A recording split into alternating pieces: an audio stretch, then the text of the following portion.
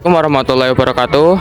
Saya dan kelompok saya akan menjelaskan tentang sejarah makam Pangeran Benowo ini. Dan perkenalkan, nama saya Atta dan ini Restu dan dua lainnya Rian dan Badara. Nah, langsung salurkan saja ke Badara dan Mas Rian yang di atas makam sana. Gambaran dari luar makam. Nah, untuk lebih selanjutnya kita akan masuk dan saya akan serahkan kepada Atta dan Restu Maulana. Salah satu makam Benowo yang ada di Penggarit ini ya. Ini dia gambaran luar dari makam ini.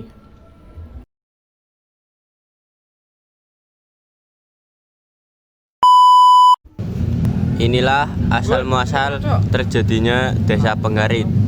Atas dasar dikarit dengan pusaka keris tapak simongklang yang dulu namanya Tuku Siber.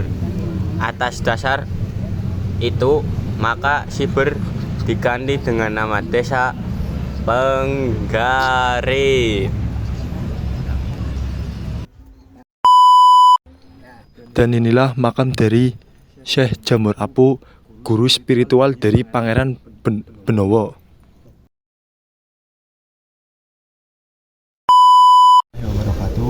Assalamualaikum warahmatullahi wabarakatuh. Perkenalkan, nama saya Muhammad Al-Nifai dari SMK 1 Warurejo. Dan saya Daras Daningum. Kami di sini akan membahas tentang sejarah makam di Benowo. Pertanyaannya buka langsung di pertanyaannya dari mana? Baca semua. Kalau boleh tahu kapan didirikannya makam Benowo? Kalau makam Pangeran Benowo itu berdirinya ya, memang kan sudah turun temurun dari moyang kami, kami memang itu belum tahu persis sehingga ini masih menjadi korban banyak, sehingga kami belum bisa untuk menjawabnya. Itu yang lain. Kapan awal makam Benowo dikenal di masyarakat? Kalau awal makam Pangeran Benowo dikenal di masyarakat itu sejak zaman dulu, kalau kita melihat gambar atau lukisan kartun tentang Penggarit ya mulai tahun 1820. Nah, itu sebelum era Diponegoro. Tapi jauh sebelum itu makam ini sudah ada. Kalau boleh tahu Pangeran Diponegoro lahirnya tanggal berapa? Pangeran Benowo. Iya Benowo. Lahir Pangeran Benowo ya, kalau versi yang di Pemalang saya belum menemukan ya. Tapi kalau ke Demak kemungkinan ada, kalau ke Pajang. Di hal-hal yang memang yang saya belum bisa terus yang lainnya. Kalau boleh tahu Pangeran Benowo wafat pada tanggal berapa? Nah, itu wafat dan kelahirannya itu memang kurang diketahui. Kalau eranya Pangeran Benowo berjuang di sini, sehingga itu bahkan diagendakan untuk hari jadi Pemalang. Era Benowo memperjuangkan di Pemalang itu pada tahun 1575. 575. Apakah sampai sekarang masih ada keturunannya ini? Pangeran Benowo. Iya. Pangeran Benowo. Keturunan Pangeran Benowo itu sebenarnya itu adalah banyak ya kan, tapi tidak disebutkan kesatuan namanya. Ada sehingga Pangeran Benowo 1, 2, 3, dan 4 ya. Jadi saya yakin mereka itu yang 1, 2, 3, 4 ada nama aslinya, cuman yang saya ketahui untuk sementara ini adalah Pangeran Benowo 1, 2, 3, dan 4. Nama jelasnya saya kurang tahu. Di sini ada makam selain makam ini Mbak Benowo. Banyak. Nah, yang pertama adalah yang paling sepuh adalah di sana. Beliau adalah Syekh Jamur Apu atau Syekh Jatukusumo. Beliau adalah guru spiritual daripada Pangeran Benowo. Gurunya Mbak. Gurunya. Kapan makam ini mulai dikenal? Akhir sudah jawab. Mulai tahun 1800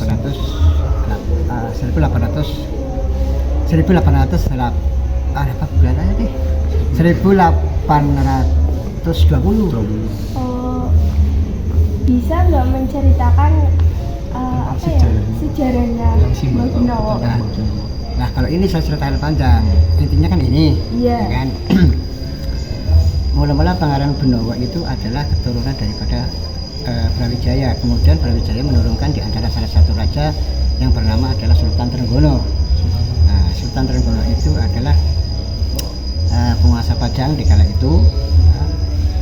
Akan tetapi ketika di era kepemerintahan Sultan Trenggono, di situ ada sebuah kerbau yang mengamuk atau hewan raksasa yang mengamuk, sehingga Sultan Trenggono kebingungan mencari tokoh sakti yang mampu mengalahkan, tidak ada. Akhirnya Sultan Trenggono itu mengadakan sebuah sayembara, ya kan?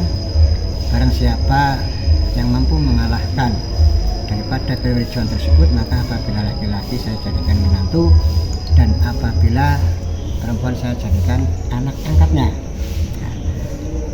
Walhasil tidak lama kemudian sayembara itu ada yang mengalahkan, yaitu seorang pemuda dari Tanah Tingkir, ya, yang bernama Mas Karepet. Mas Karepet disebut Jaka Tingkir karena Mas Karepet itu adalah berasal pemuda dari Tanah Tingkir. Nah, itu asal mula Jaka Tingkir. Nah, sebenarnya namanya adalah Mas Karepet. Berhubung Mas Karepet itu dari pemuda dari Tanah Tingkir, maka Mas Karepet dinamakan Jaka Tingkir. Nah, kemudian Sultan Trenggono itu menepati janjinya, akhirnya Jaka Tingkir atau Mas Karepet dinikahkan dengan putrinya yang bernama Raden Mas Ayu Cempaka. Raden Mas Ayu Cempaka. Atas pernikahan beliau berdua lahirlah beberapa putra mahkota, di antaranya adalah Pangeran Benawa atau Syekh Saitatul Halim. Nama aslinya Syekh Saitatul Halim, dijuluki dengan Pangeran Benawa. Nah, kemudian setelah Jaka Tingkir dinikahkan dengan Raden Mas Ayu Cempaka, maka yang meneruskan kekuasaan di Pajang adalah dilanjutkan oleh Jaka Tingkir. Jaka Tingkir setelah dinobatkan menjadi Kesultanan Pajang, beliau dijuluki dengan nama Sultan Haji Wijoyo atau Jaka Tingkir. Nah, akan tetapi ada sebuah hal yang tidak diinginkan. Ternyata penobatan putra mahkota yang akan dinobatkan meneruskan Jaka Tingkir atau Sultan Haji Wijoyo adalah Pangeran Benawa. Saudara-saudaranya yang lain itu iri, tidak terima. Akhirnya beliau memberontak.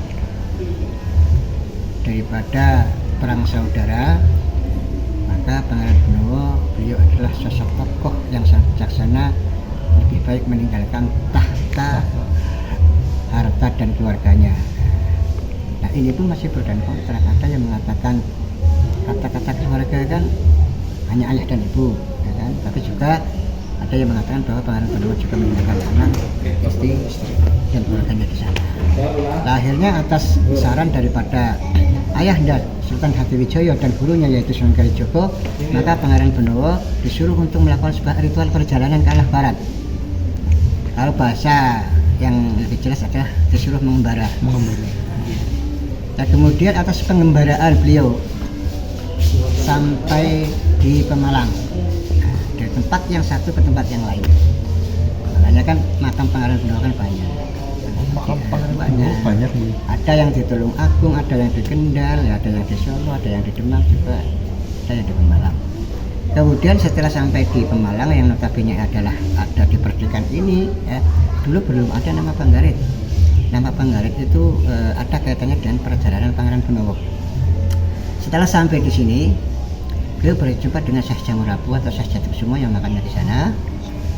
Lalu atas saran beliau agar Pangeran Benawa untuk melakukan ritual perjalanan kembali atau mengembara kembali ke arah barat. Diteruskan perjalanan ke arah barat.